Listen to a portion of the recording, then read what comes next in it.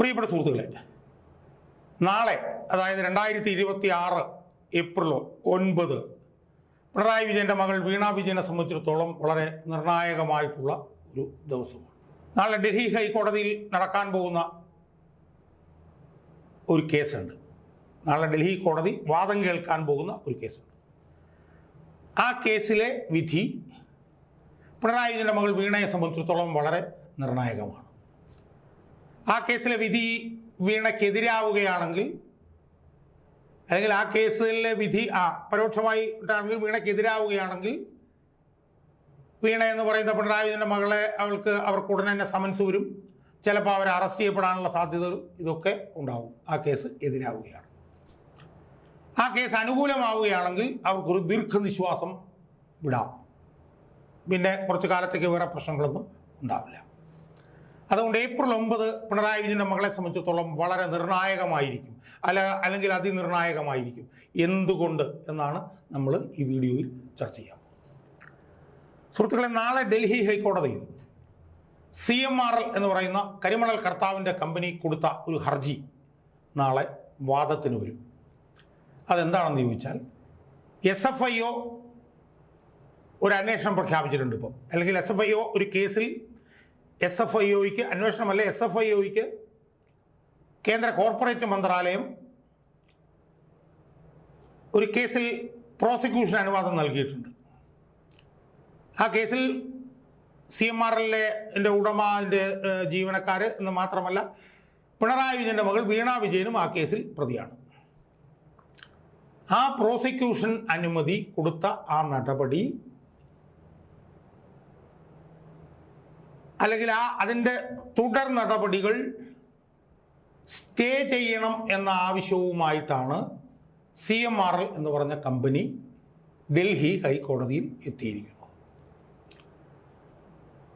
ആ കേസിൽ CMRL വേണ്ടി വാദിക്കുന്നത് കപിൽ സിബൽ എന്ന് പറയുന്ന ഇന്ത്യയിലെ ഏറ്റവും പ്രമുഖനായിട്ടുള്ള അഭിഭാഷകനാണ് എന്നുള്ളതാണ് ഏറ്റവും വലിയ വിചിത്രമായിട്ടുള്ള ഒരു വസ്തുത. ഇന്ത്യയിൽ ഏറ്റവും പ്രധാനപ്പെട്ട ഒരു അഭിഭാഷകൻ ആണ് കപിൽ സിബൽ എന്നുള്ളത് മാത്രമല്ല, അദ്ദേഹം ഒരു രാജ്യസഭയിൽ, സമാജ്വാദി പാർട്ടിയുടെ രാജ്യസഭയിലുള്ള MP ആണ്. അദ്ദേഹം മോദി സർക്കാരിൻ്റെ ശക്തനായിട്ടുള്ള വിമർശകനാണ്.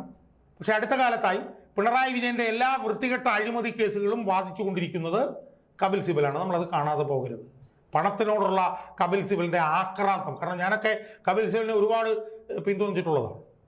വർഗീയതയ്ക്കെതിരെ ശക്തമായ പോരാട്ടം നടത്തുന്ന ആളെന്നൊക്കെ പറഞ്ഞിട്ട് പിന്തുണച്ചിട്ടുള്ളതാണ്. പക്ഷേ അഴിമതി കേസിൽ ആയാലും, അഴിമതി കേസിൽ പെട്ടവന് വേണ്ടിയിട്ട് കേസ് വാദിക്കാനൊന്നും അദ്ദേഹത്തിന് യാതൊരു വിധത്തിലുള്ള മടിയില്ല. അദ്ദേഹത്തിന് ന്യായീകരിക്കാം, ഞാനൊരു പ്രൊഫഷണൽ അഭിഭാഷകനാണെന്നൊക്കെ പറഞ്ഞ് ന്യായീകരിക്കാമെങ്കിലും കപിൽ സിബലിനെ പോലെ ഒരു രാഷ്ട്രീയക്കാരനും ഒരു MPയും ഇതുപോലെയുള്ള ഈ ഏറ്റവും നീചമായിട്ടുള്ള അഴിമതി കേസുകളിൽ ഇങ്ങനെ അഴിമതിക്കാർക്ക് വേണ്ടി കേസിൽ ഹാജരാകുന്നത് ശരിയാണോ ഇല്ലയോ എന്നുള്ള ധാർമ്മികമായിട്ടുള്ള വിഷയം ഇവിടെ കിടപ്പുണ്ട്. അത് ചിലപ്പോൾ കപിൽ സിബലിൻ്റെ വാദമല്ലായിരിക്കാം. എന്തായാലും കപിൽ സിബലാണ് CMRLന് വേണ്ടി ആ കേസിൽ ഹാജരാകുന്നത്. സുഹൃത്തുക്കളെ, അതുമായി ബന്ധപ്പെട്ട് കുറച്ച് ബാക്ക്ഗ്രൗണ്ട് നമ്മൾ നോക്കുമ്പോൾ നമുക്ക് കാണാൻ കഴിയുന്നത്, ഈ SFIOയുടെ അന്വേഷണം തടയുന്നതിന് വേണ്ടി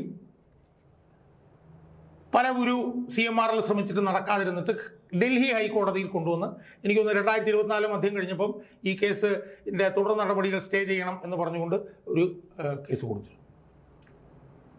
ആ കേസിൽ ഡൽഹി ഹൈക്കോടതി ദീർഘമായ വാദം നടന്നു. SFIOയുടെ വാദം ഹൈക്കോടതി കേട്ടു, കോർപ്പറേറ്റ് മന്ത്രാലയത്തിൻ്റെ വാദം ഹൈക്കോടതി കേട്ടു, CMRLൻ്റെ വാദവും വിശദമായി കേട്ടു. അതിനെ തുടർന്ന് ആ കേസ് ഈ കഴിഞ്ഞ 2024 ഡിസംബർ 23 ഡൽഹി ഹൈക്കോടതി ജഡ്ജ്മെൻറ്റിന് വേണ്ടിയിട്ട് മാറ്റിവെച്ചിരിക്കുക. ജഡ്ജ്മെൻറ്റ് റിസർവ് ചെയ്തിരിക്കുകയായിരുന്നു. 2-3 മാസക്കാലമായിട്ടും ജഡ്ജ്മെൻറ്റ് വന്നിരുന്നില്ല. അതിനെക്കുറിച്ച് ഒരുപാട് വിവാദങ്ങളൊക്കെ ഉയർന്നിരുന്നു. എന്തായാലും പൊടുന്നനെ നമ്മൾ മനസ്സിലാക്കിയത് എന്താണെന്ന് ചോദിച്ചാൽ, ആ കേസിൽ വാദം കേട്ടിരുന്ന ജഡ്ജിയെ അലഹബാദ് ഹൈക്കോടതിയിലേക്ക് സ്ഥലം മാറ്റി എന്നാണ് നമ്മൾ കേട്ടത്.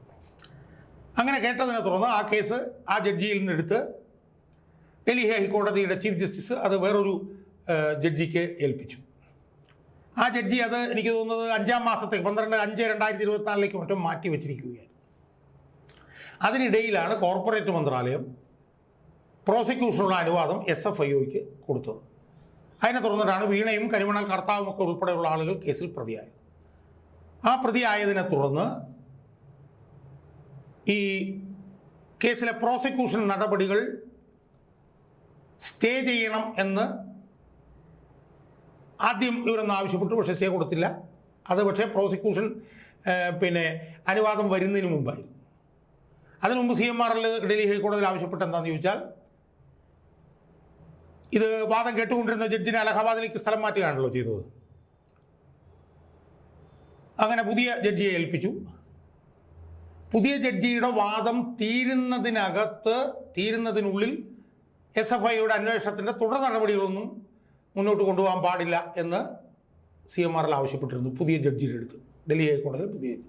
പക്ഷേ പുതിയ ജഡ്ജി പറഞ്ഞു അതൊന്നും നടക്കില്ല, തുടർ നടപടികളുമായി SFIക്ക് മുന്നോട്ട് പോകുന്നുണ്ട്, കുഴപ്പമൊന്നുമില്ല എന്ന് പറഞ്ഞതിനെ തുടർന്നിട്ടാണ് SFIക്ക് കോർപ്പറേറ്റ് മന്ത്രാലയം പ്രോസിക്യൂഷന് അനുവാദം കൊടുത്തിട്ടുള്ളത്. ഇപ്പോൾ എന്താ സംഭവിച്ചിട്ടുള്ളത്? ഇപ്പോൾ CMRL വീണ്ടും ഡൽഹി ഹൈക്കോടതി ചെന്നിട്ട് പ്രോസിക്യൂഷന് അനുവാദം കൊടുത്തത് സ്റ്റേ ചെയ്യണമെന്നും ഡൽഹി ഹൈക്കോടതിയിലെ പുതിയ ബെഞ്ചിലേക്ക് വന്നിരിക്കുന്ന ഈ കേസിൻ്റെ വാദം തീർന്നതിന് ശേഷമേ പ്രോസിക്യൂഷൻ നടപടികളുമായി മുന്നോട്ട് പോകാവൂ എന്ന് പറഞ്ഞുകൊണ്ടാണ് ഡൽഹി ഹൈക്കോടതിയിൽ CMRL വീണ്ടും ഒരു കേസുമായി ബന്ധപ്പെട്ട് ചെന്നിരിക്കുന്നത്. ആ കേസിലെ അന്തിമ വാദമാണ് ഏപ്രിൽ 9 ഡൽഹി ഹൈക്കോടതിയിൽ നടക്കാൻ പോകുന്നത്. അപ്പോൾ ആ കേസുമായി ബന്ധപ്പെട്ട് വാദിക്കുന്നത് ആ കേസാണ് ഞാൻ പറഞ്ഞ കപിൽ സിബലാണ് വാദിക്കുന്നതെന്ന് പറഞ്ഞു. ആ കപിൽ സിബൽ കോടതിയിൽ പറഞ്ഞു ഇതിങ്ങനെ വാക്കാൽ SFIO ഇങ്ങനെ തുടർ നടപടികളൊന്നും ഉണ്ടായില്ല എന്ന് പറഞ്ഞിരുന്നു എന്ന് വാക്കാൽ പറഞ്ഞപ്പം കോടതി പറഞ്ഞു അതിപ്പോൾ വാക്കാൽ കക്ഷികൾ തമ്മിൽ ഉള്ള അഭിപ്രായം അങ്ങോട്ടും ഇങ്ങോട്ടും പറയുന്നൊന്നും കോടതിക്ക് പ്രസക്തമല്ല. കോടതിയിൽ ഉണ്ടാകുന്ന തീർപ്പിൻ്റെ അടിസ്ഥാനത്തിലുള്ള കാര്യങ്ങൾ മാത്രമേ കോടതിക്ക് താല്പര്യമുള്ളൂ, അല്ലാതെ വാക്കാൽ അതൊന്നും കോടതിക്ക് പ്രസക്തമല്ല എന്ന് കോടതി പറഞ്ഞു. എന്ന് മാത്രമല്ല, കുറ്റപത്രം കൊടുത്തു കഴിഞ്ഞ കേസിൽ ഇനി ഇതുപോലുള്ള വാദത്തിന് എന്താണ് പ്രസക്തി എന്നുള്ള ചോദ്യവും വാക്കാൽ കോടതി ചോദിച്ചതായി മാധ്യമങ്ങളിൽ നമുക്ക് മനസ്സിലാക്കുന്നുണ്ട്. എന്തായാലും SFIക്കും കോർപ്പറേറ്റ് മന്ത്രാലയത്തിനുമൊക്കെ ഡൽഹി ഹൈക്കോടതി നോട്ടീസ് അയച്ചു. നാളെ, അതായത് ഏപ്രിൽ 9 ആ കേസിൻ്റെ അന്തിമവാദം നടക്കാൻ പോകും. ആ അന്തിമവാദത്തിൻ്റെ ഫലം വീണ വിജയനെ സംബന്ധിച്ചിടത്തോളം അതിനിർണായകമാണ്. ഈ പ്രോസിക്യൂഷൻ നടപടിയിൽ സ്റ്റേ ചെയ്യണം എന്ന് പറഞ്ഞുകൊണ്ട് CMRL ഡൽഹി ഹൈക്കോടതിയിൽ കൊടുത്തിരിക്കുന്ന കേസിൽ ഏപ്രിൽ 9 തുടർ നടപടികൾ സ്റ്റേ ചെയ്തുകൊണ്ട് ഡൽഹി ഹൈക്കോടതി ഒരു വിധി കൊണ്ടുവന്നാൽ അത് പിണറായി വിജയൻ്റെ മകൾക്ക് വളരെ സഹായകരമായിരിക്കും. കാരണം പിന്നീട് കേസ് ഇങ്ങനെ നീണ്ടുപോകും, കേസിൻ്റെ വാദം നടന്ന് ഏതെങ്കിലും എപ്പോഴെങ്കിലുമൊക്കെ ആയിരിക്കും അത് സംബന്ധിച്ചൊരു തീർപ്പ് വരിക. ആ തീർപ്പ് എന്തായാലും കാലതാമസം ഉണ്ടാവും. എന്തായാലും തൽക്കാലം ഇപ്പോൾ പ്രോസിക്യൂഷനിലേക്കൊന്നും പോവില്ല. അങ്ങനെയാണെങ്കിൽ അത് വീണ വിജയന് വളരെ സഹായകരവും ഗുണകരവുമായിരിക്കും. എന്നാൽ മറുഭാഗത്ത് CMRL കൊടുത്ത ഹർജി നാളെ ഡൽഹി ഹൈക്കോടതി തള്ളിയാൽ പിണറായി വിജയൻ്റെ മകൾക്ക് ടെൻഷൻ കയറും, ചിലപ്പോൾ തലകറക്കം വരെ ഉണ്ടാവാനും സാധ്യതയുണ്ട്. കാരണം ഈ കേസിൽ തുടർ നടപടികൾ ഹൈക്കോടതി സ്റ്റേ ചെയ്തില്ലെങ്കിൽ SFIക്ക് പ്രോസിക്യൂഷൻ നടപടികളായിട്ട് മുന്നോട്ട് പോകാം. SFIക്ക് വീണ വിജയനെ വേണമെങ്കിൽ സമൻസ് അയക്കാം. SFIക്ക് വീണ വിജയനെ വേണമെങ്കിൽ ചോദ്യം ചെയ്യാൻ വേണ്ടിയിട്ട് അറസ്റ്റ് ചെയ്യാം. എന്ത് തുടർ നടപടികളിലേക്കും SFIക്ക് പോകാൻ പറ്റും.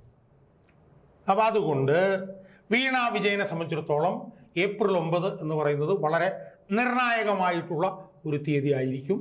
വീണ വിജയന് ദീർഘനിശ്വാസം വിടാനാണോ കഴിയുക, അതോ വീണ വിജയന് നാളെ തലകറക്കം ഉണ്ടാവാനാണോ സാധ്യത എന്നുള്ളത് നാളെ ഡൽഹി ഹൈക്കോടതിയിൽ നടക്കുന്ന അന്തിമവാദത്തിന് ശേഷം തീരുമാനിക്കപ്പെടും.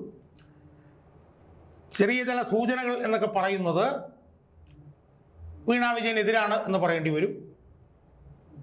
കാരണം SFIO ഇതിൻ്റെ തുടർ നടപടികൾ ഈ കേസിൻ്റെ തീർപ്പുണ്ടായതിനു ശേഷം ഉണ്ടാകുള്ളൂ എന്നുള്ളത് വാക്കാൽ പറഞ്ഞതാണ് എന്ന് പറഞ്ഞത് കോടതി അംഗീകരിച്ചിട്ടില്ല.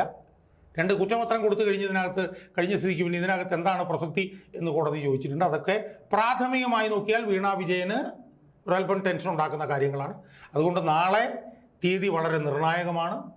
വീണ വിജയന് ദീർഘനിശ്വാസം വിടാനാണോ കഴിയുക, അതോ വീണ വിജയന് നാളെ തലകറക്കം ഉണ്ടാകുമോ എന്നുള്ളത് ഡൽഹി ഹൈക്കോടതിയുടെ നാളത്തെ അന്തിമവാദം കേട്ടതിന് ശേഷമേ നമുക്ക് തീരുമാനിക്കാൻ പറ്റൂ എന്നാണ് എനിക്ക് സൂചിപ്പിക്കാനുള്ളത്.